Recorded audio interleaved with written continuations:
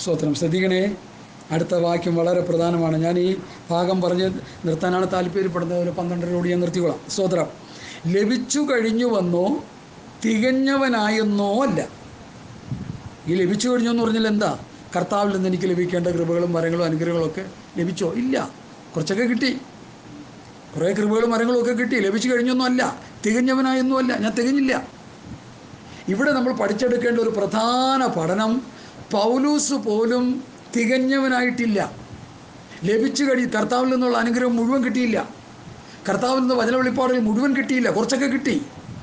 പക്ഷേ ഞാൻ ആ ഓട്ടക്കളത്തിൽ, ആ റൺവേയിൽ ഞാൻ ആയിരിക്കുക, ഓടിക്കൊണ്ടിരിക്കുക. ഓടുമ്പോൾ ഞാൻ പ്രാപിച്ചുകൊണ്ടിരിക്കുന്നു, ഓടുമ്പോൾ ഞാൻ ദൈവത്തെ അറിഞ്ഞുകൊണ്ടിരിക്കുന്നു. ലഭിച്ചു കഴിഞ്ഞു ഒന്നോ തികഞ്ഞവനായെന്നോ അല്ല.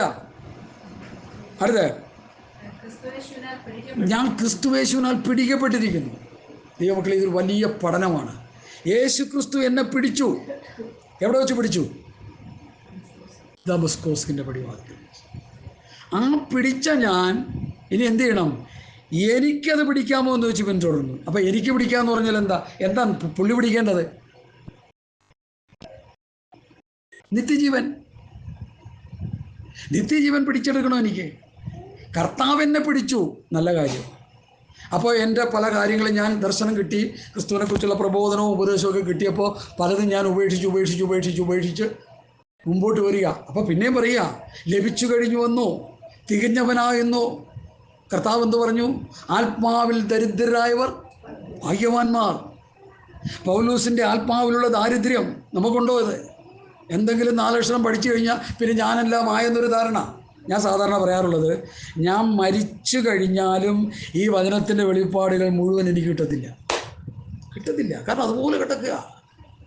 മഹാസമുദ്രമാണ് സത്യവേദ പുസ്തകം, മഹാസമുദ്രമാണ് ആത്മീകമായ അറിവുകൾ, മഹാസമുദ്രമാണ് ദൈവത്തെക്കുറിച്ചുള്ള പഠനങ്ങൾ. അത് പഠിച്ചുകൊണ്ടിരിക്കുന്ന വേളയിൽ ഒരു മനുഷ്യൻ ഭൂമിയിൽ നിന്ന് മാറ്റപ്പെടും. അപ്പം അതുകൊണ്ട് നമ്മൾ ചെയ്യേണ്ടത് ഓരോ ദിവസവും ദൈവത്തെക്കുറിച്ച് പഠിക്കുക, കർത്താവിൽ നിന്ന് പ്രാപിക്കുക. അതാണ് ഈ പഠനം നമ്മളെ ഉപദേശിക്കുന്ന ഒരു കാര്യം. ലഭിച്ചു കഴിഞ്ഞു വന്നു, തികഞ്ഞവനായെന്നോ അല്ല. ഞാൻ ക്രിസ്തുയേശുവിനാൽ പിടിക്കപ്പെട്ടിരിക്കുന്നത് കൊണ്ട് എനിക്കും അത് പിടിക്കാമോ എന്ന് വെച്ച് ഞാൻ പിന്തുടരുന്നതേ ഉള്ളൂ. എന്താണ് നമ്മൾ പിടിക്കേണ്ടത്? തിമോഥെയോസിൻ്റെ ലേഖനം 1-ാം ലേഖനം 6-ാം അധ്യായം എല്ലാവരും എടുത്താട്ടെ. എന്താണ് പിടിക്കേണ്ടതെന്നുള്ളതിനെ കുറിച്ച് നമുക്ക് പഠിക്കാം. 6:12 വായിക്കാം. 6:12. നിത്യജീവനെ പിടിച്ചുകൊള്ളുക. അപ്പോൾ ഈ പിടിച്ചുകൊള്ളുക എന്ന് പറയുമ്പോൾ എൻ്റെ അർത്ഥം എന്താ? പിടിവിട്ടാൽ പോയി. ഈ രക്ഷ നഷ്ടപ്പെടത്തില്ലെന്ന് ഒരു കൂട്ടർ വാദിക്കുന്നുണ്ട്.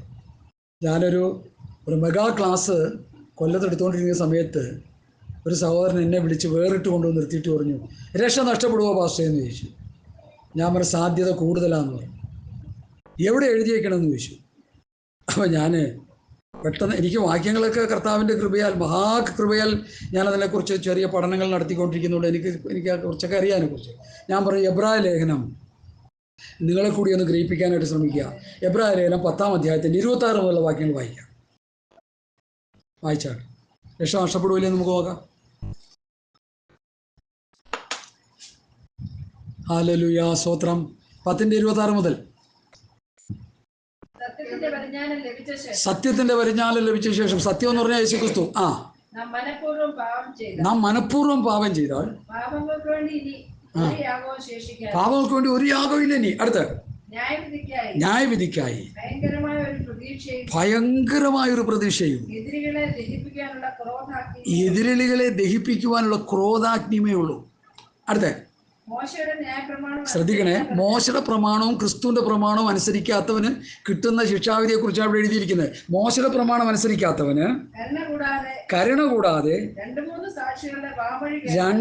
സാക്ഷികളുടെ വാമൊഴി കേട്ട് മരണശിക്ഷ കൽപ്പിക്കുന്നുവല്ലോ. അവിടെ നിൽക്കട്ടെ. അത് കഴിഞ്ഞ് ഇവിടെ വായിക്കണേ. മോശയുടെ ന്യായപ്രമാണം ശബത്ത് നാളിനെ ശുദ്ധീകരിക്കുക എന്നുള്ള ഏറ്റവും വലിയൊരു പ്രമാണമാണ്.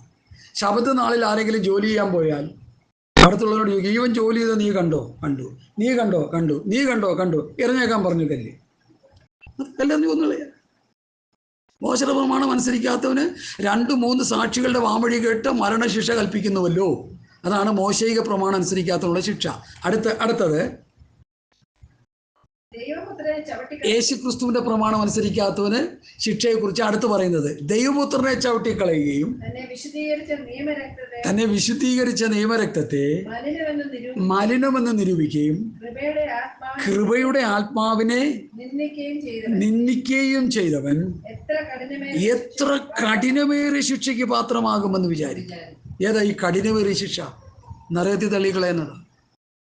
ഇപ്പോൾ ഒരാൾ പറയാണ് അതല്ല ഒരു പാർശ്വ ഇതാണെന്ന് പറഞ്ഞാൽ എനിക്ക് അവരോടൊന്നും പറയാനില്ല. എനിക്ക് പൊത്തത്തിലെ കാര്യം പറയാനുള്ളൂ.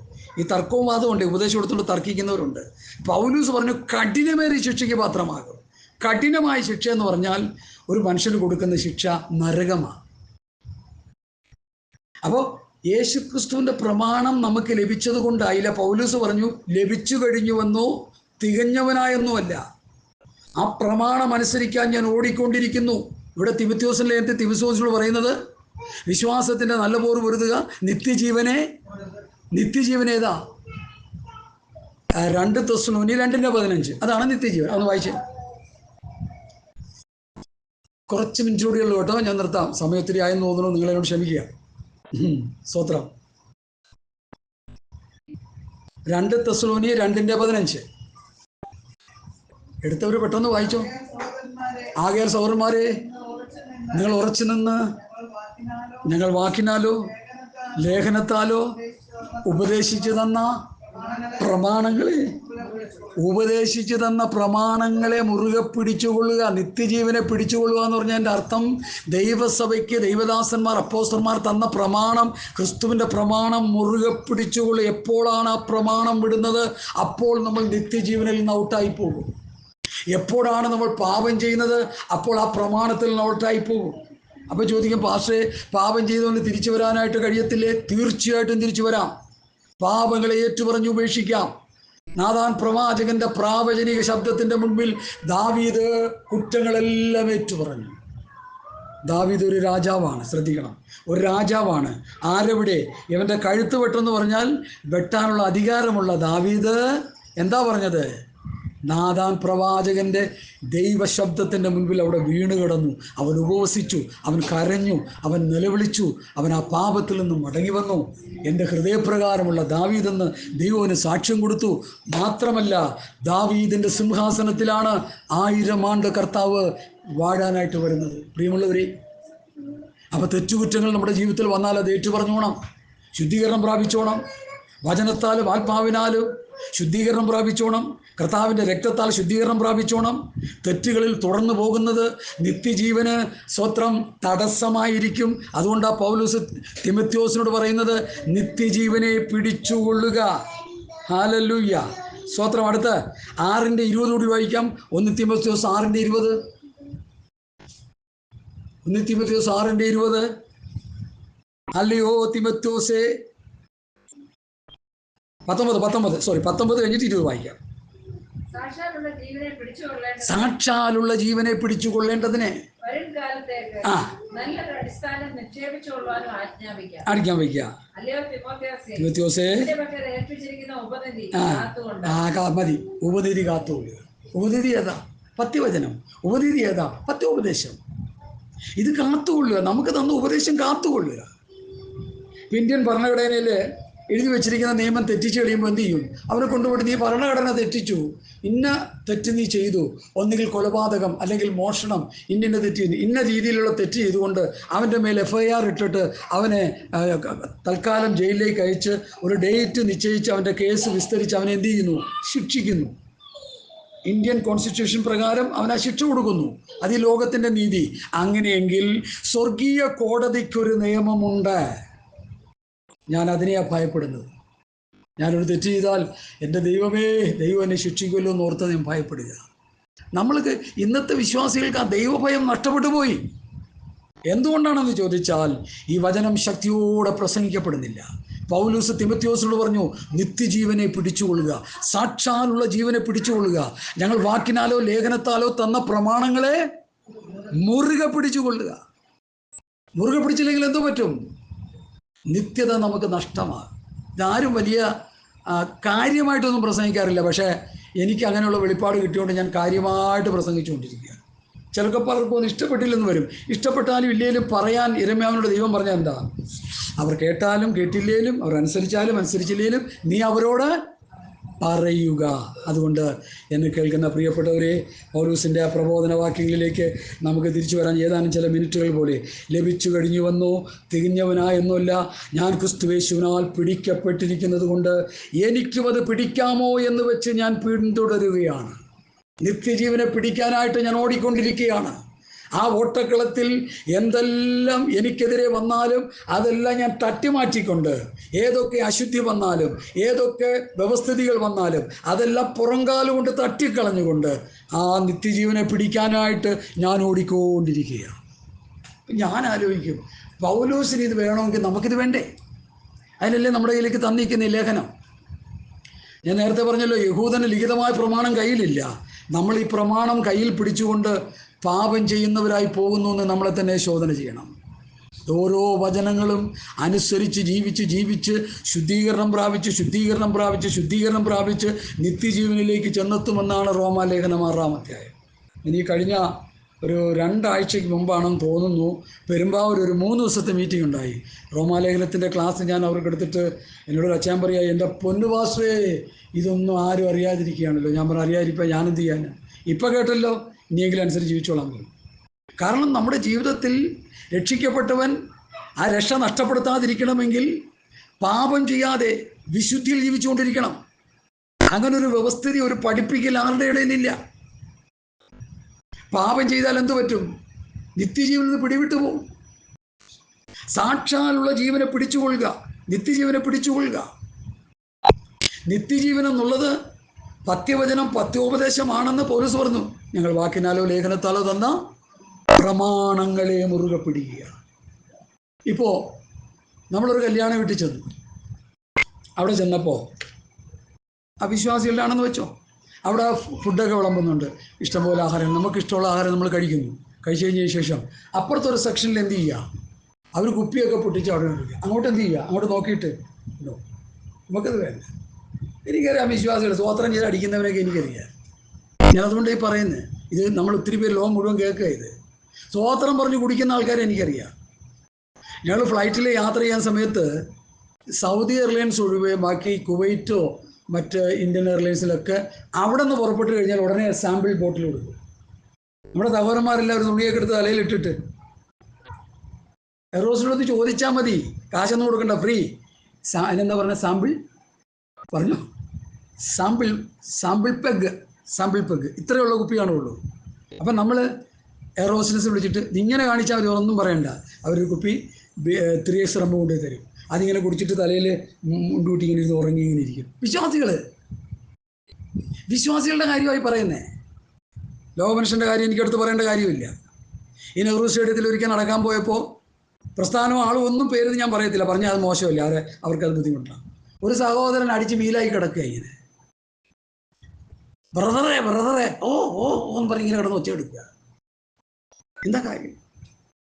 അതുകൊണ്ടല്ലേ പൗലൂസ് പ്രമാണത്തിൽ പറയുന്നില്ലേ, മദ്യപാനി ദൈവരാജ്യം അവകാശമാക്കിയില്ലെന്ന്. സഭയ്ക്ക് എന്തിനാ ഉപദേശം എഴുതിയത്? അന്നും കുടിക്കുന്നവരുണ്ട്.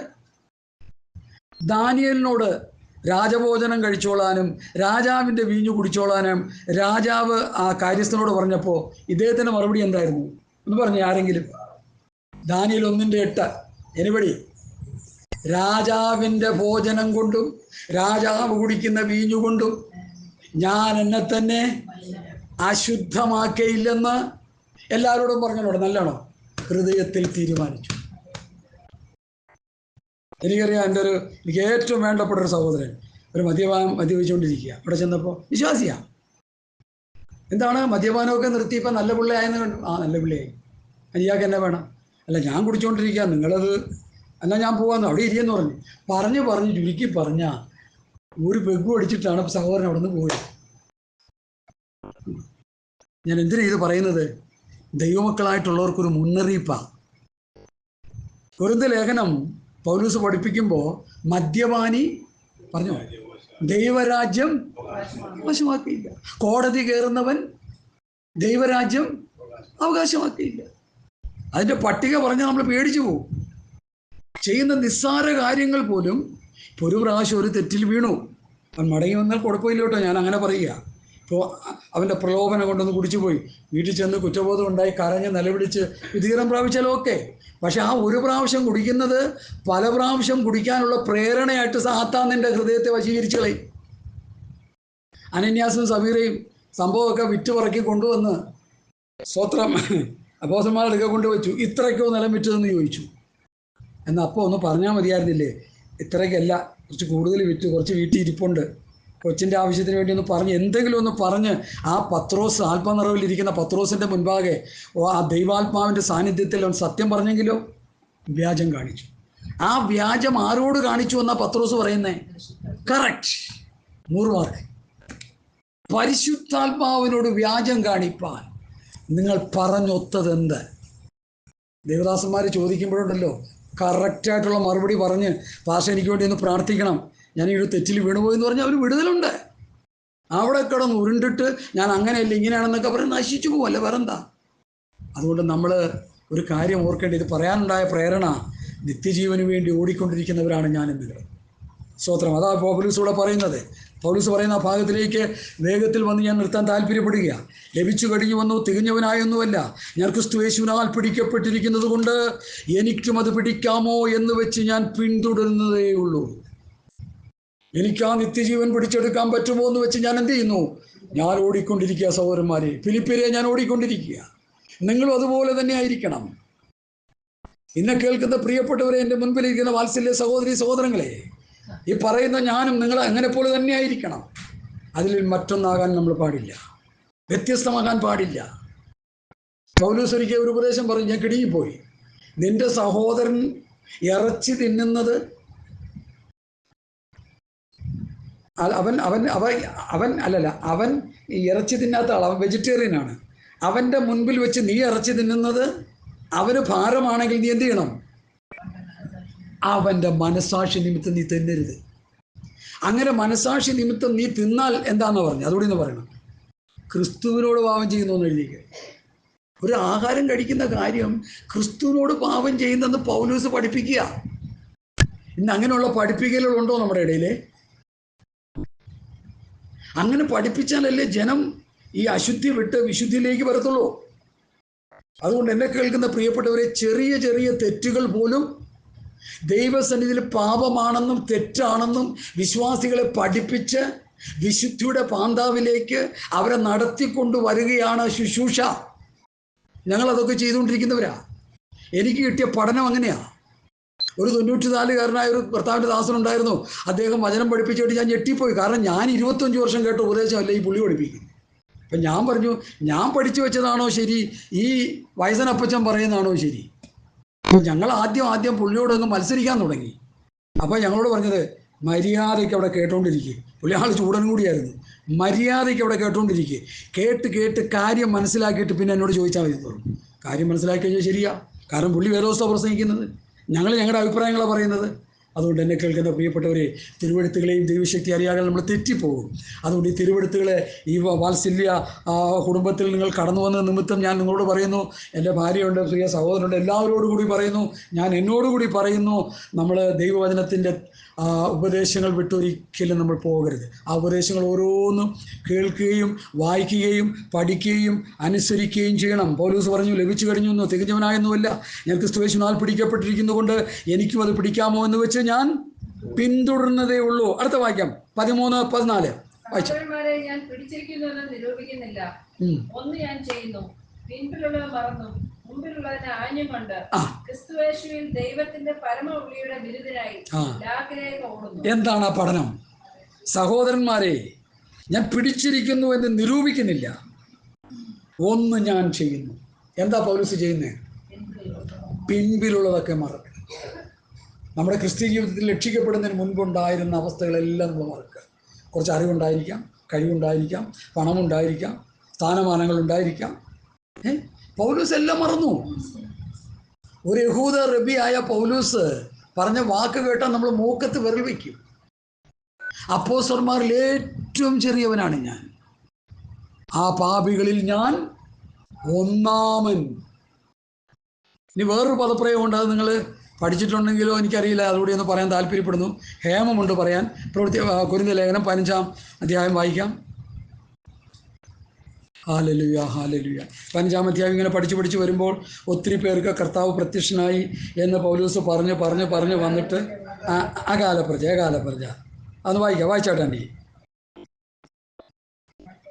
7 തൊട്ട് വായിക്കാൻ വേണ്ടി. അനന്തരം അവൻ യാക്കോബിനും പിന്നെ അപ്പോസ്തലന്മാർക്കും എല്ലാവർക്കും പ്രത്യക്ഷനായി, എല്ലാവർക്കും ഒടുവിൽ അകാല പ്രജ പോലെ എനിക്കും പ്രത്യക്ഷൻ.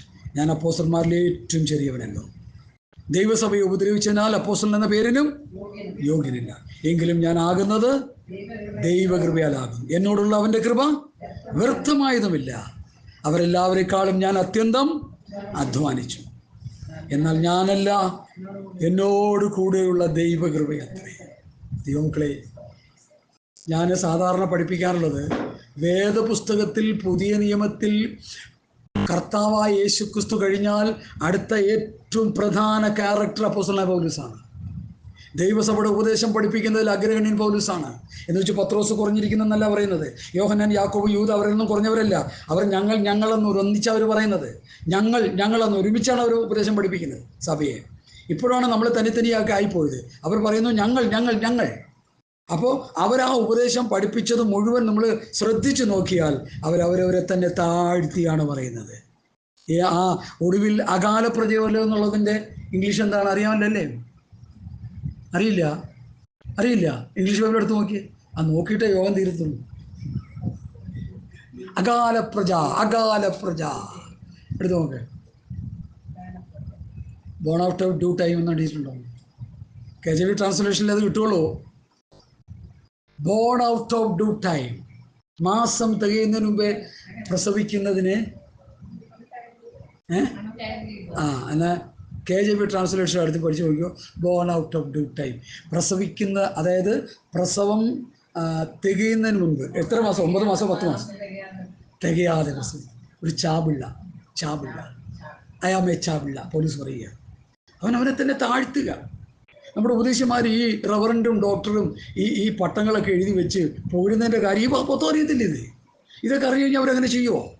പൗലോസ് പറഞ്ഞ് ഞാനൊന്നുമല്ല. അപ്പോൾ പൗലോസിനെക്കാളും നമ്മൾ ആരെങ്കിലും ആണോ? അല്ല. പൗലോസിനെ പോലെ സ്വർഗീയ ദർശനം, പൗലോസിന്റെ ദർശനത്തിന്റെ പ്രത്യേകത എന്താണ്? 3-ാം സ്വർഗത്തോളം എടുക്കപ്പെട്ടവൻ അല്ലേ? 3-ാം സ്വർഗത്ത് പോയവൻ. അവിടെ ചെന്നപ്പോൾ കുറെ ശബ്ദങ്ങളൊക്കെ കേട്ടു, വെളിയായിട്ട് തിരിച്ചു പോന്നു. അത്രയും ദർശനമുള്ള മനുഷ്യൻ. ഞാൻ ഏതുമില്ല. എന്നെ കേൾക്കുന്ന ഇനി നിങ്ങൾക്കുള്ളതല്ല, പാസ്റ്റർമാരും റവറൻറ്റുമാരും ഡോക്ടർമാരും ഒക്കെ ഇത് കേൾക്കുന്നെങ്കിൽ നിങ്ങളുടെ ആ ഡോക്ടർ പദം എടുത്ത് മാറ്റിവെക്കണം. നിങ്ങളുടെ റവറൻറ്റ് പദം എടുത്ത് മാറ്റിവെക്കണം. നിങ്ങളുടെ സെൻട്രലും ലോക്കലും ഒക്കെ എടുത്ത് മാറ്റിവെക്കണം. ഒരു കർത്താവിൻ്റെ എളിയ ദാസൻ എന്നുള്ള മനോഭാവത്തോടെ നമ്മൾ ജീവിക്കണം. ഹല്ലേലൂയ. ഇത് പറയാനുണ്ടായ ചേതോവികാരം ഇതാണ് പൗലോസ് പറയുന്നത്. പിമ്പിലുള്ളതൊക്കെ ഞാൻ മറക്കുന്നു.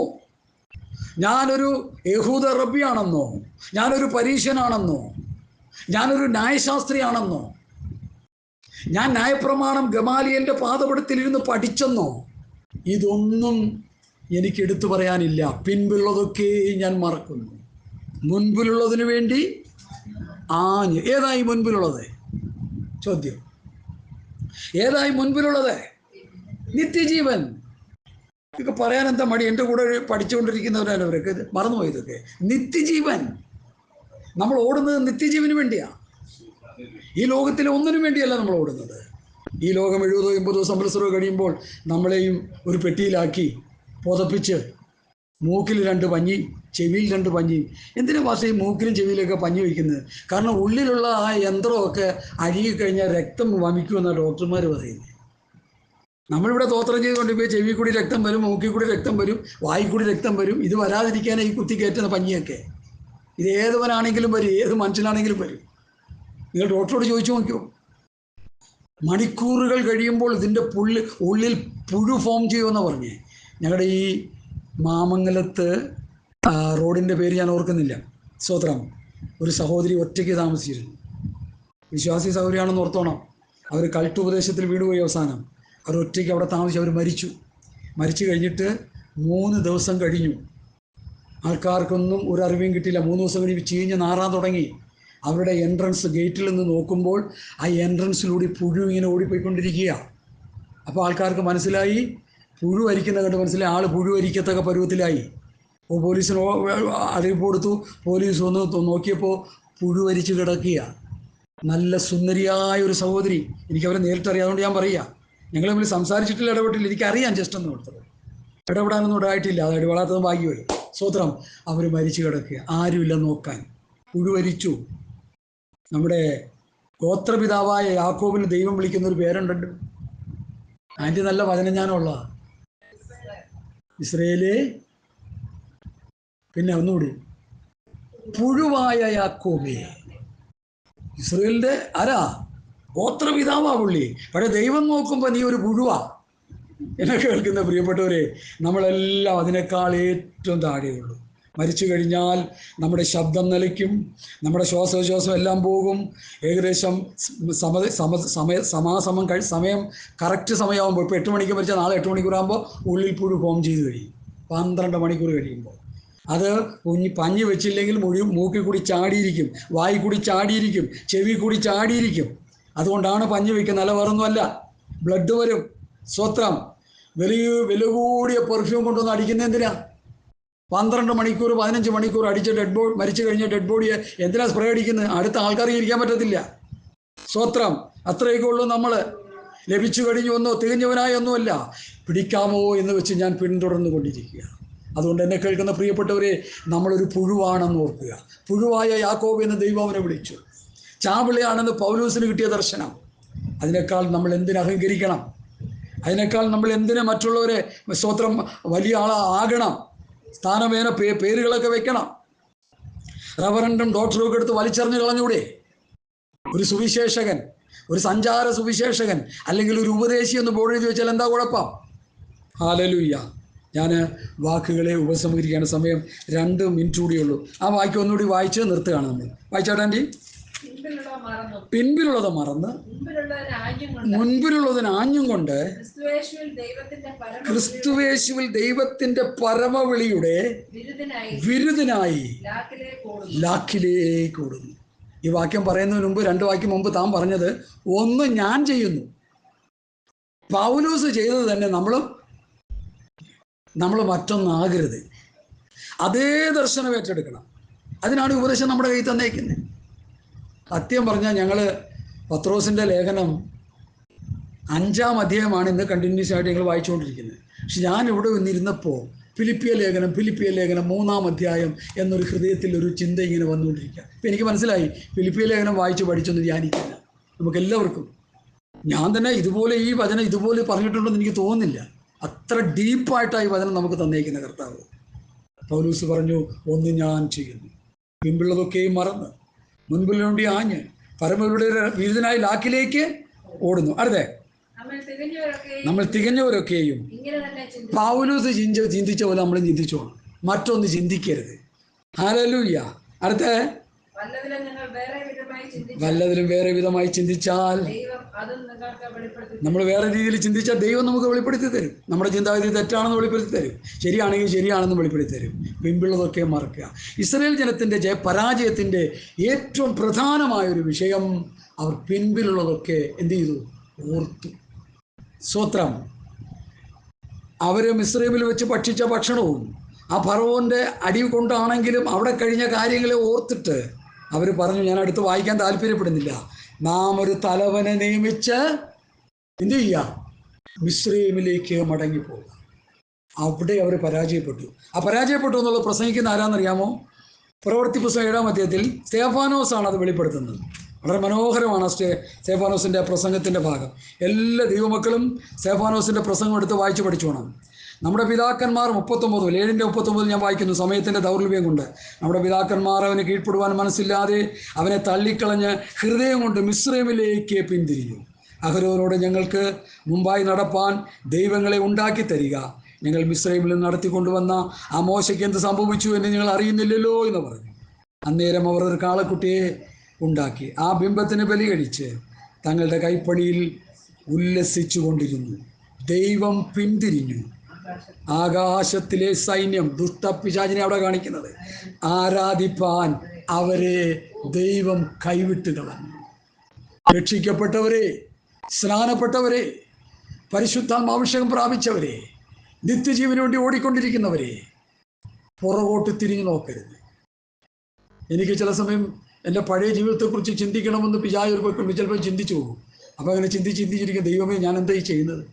പഴയ ഗൾഫ് കാലം ചിന്തിച്ചുകൊണ്ടിരിക്കുകയാണല്ലോ, പഴയ പാപത്തിൻ്റെ കണികളാണല്ലോ ഉടനെ ഞാൻ മടങ്ങി വരും. കർത്താവേ എന്നോട് ക്ഷമിക്കണമേ, നമ്മൾ വിട്ടുകളഞ്ഞതിനെ ഓർക്കരുത്. എബ്രായലേഖനം 11-ാം അധ്യായത്തിൽ അവർ വിട്ടുപോകുന്നതിനെ ഓർത്തുവെങ്കിൽ മടങ്ങിപ്പോകാനിടയുണ്ടായി. എന്തുകൊണ്ട് അവർ മടങ്ങിപ്പോയില്ല? ചോദ്യം പറഞ്ഞേ, പുസ്തകം തുറക്കാതെ എന്ന് പറഞ്ഞേ, എന്തുകൊണ്ട് അവർ മടങ്ങിപ്പോവാതെ? അവരധികം സ്വർഗീയമായതിനെ കാക്ഷിച്ചു കൊണ്ടിരുന്നു. രക്ഷിക്കപ്പെട്ട നമ്മൾ ഓരോ ദിവസവും സ്വർഗീയമായത് കാക്ഷിച്ചുകൊണ്ടിരുന്നാൽ നമുക്ക് ആ നിത്യതയിൽ ചെന്ന്, അല്ലെങ്കിൽ ദുഷ്ടനായ സാത്താൻ നമ്മളെ തകർത്ത് കളയും. നിത്യജീവനെ പിടിച്ചുകൊള്ളുക, മുറുകെ പിടിച്ചുകൊള്ളുക. സ്വത്രം. നമ്മുടെ രക്ഷ നഷ്ടപ്പെടുത്താൻ നമുക്ക് കഴിയും. നമ്മുടെ രക്ഷ നഷ്ടപ്പെട്ടു പോകാൻ നമ്മുടെ ജീവിതം കൊണ്ട് കഴിയും. ദുഷ്ടനായ സാത്താൻ്റെ പ്രലോഭനങ്ങൾ കൊണ്ട് കഴിയും. സാത്താൻ നമ്മെ തോൽപ്പിക്കരുത്, സാത്താൻ നമ്മളെ തെറ്റിക്കരുത് എന്നൊക്കെ അപ്പോസ്തലന്മാർ പറയുന്നുണ്ട്. ഒടുവിൽ കർത്താവിലും അവൻ്റെ അഭിതപരത്തിലും ശക്തിപ്പെടും. എന്തിനു ശക്തിപ്പെടണം? പിശാചിൻ്റെ തന്ത്രങ്ങളോട് എതിർത്ത് നിൽപ്പാൻ. എങ്ങനെ എതിർത്ത് നിൽക്കും? സത്യമരയ്ക്ക് കെട്ടി, നീതി എന്ന കവചം ധരിച്ച്, സമാധാന സുവിശേഷം കാലിചെരുപ്പാക്കി, സകല ദുഷ്ടൻ്റെ തീയമ്പുകളേക്ക് എടുപ്പാൻ തക്കോണം, വിശ്വാസം എന്ന പരിചയം, രക്ഷ എന്ന ശിരസ്ത്രവും, ദൈവവചനമെന്ന ആത്മാവിൻ്റെ വാളും ഏത് നേരത്തെ ആത്മാവിൽ പ്രാർത്ഥിച്ചു പിശാചിനോട് എതിർത്ത് നിൽക്കണം. നമ്മുടെ മാൻ പവർ കൊണ്ട് പിശാചിനോട് എതിർത്ത് നിൽക്കാൻ കഴിയത്തില്ല. ദൈവത്തിൻ്റെ സർവായുധവർഗം ധരിച്ച് പിശാചിനോട് എതിർത്ത് നിന്ന് ആ നിത്യജീവനിലേക്ക് നടത്തപ്പെടുവാൻ, ആ നിത്യജീവൻ പിടിച്ചെടുക്കുവാൻ സർവശക്തനായ ദൈവം നമുക്ക് കൃപ തരട്ടെ എന്ന് പറഞ്ഞ് എൻ്റെ എളിയ പ്രബോധനത്തിൽ നിന്ന് ഞാൻ വിരമിക്കുന്നു. കർത്താവേ വചനങ്ങളാൽ നമ്മെ അനുഗ്രഹിക്കട്ടെ. ആമേൻ, ആമേൻ, ആമേൻ. നമുക്ക് അല്പസമയം ഒന്ന് സ്വോത്രം